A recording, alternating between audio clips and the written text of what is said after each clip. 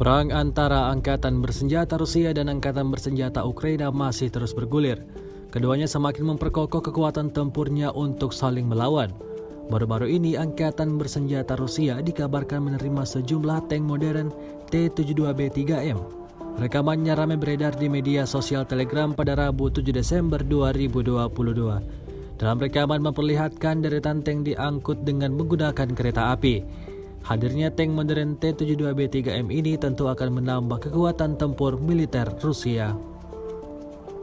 Memasuki hari ke-287, Rusia melaporkan secara total 340 pesawat Ukraina, 180 helikopter, 2.634 kendaraan udara tak berawak, 391 sistem rudal anti pesawat dieliminir sejak awal operasi khusus.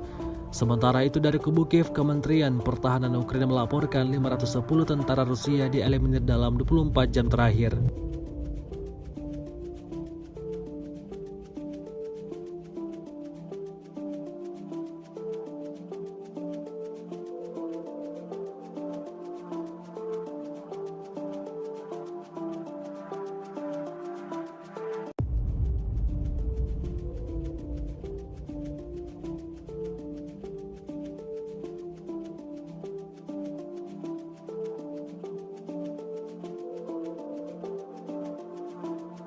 Terima kasih sudah nonton.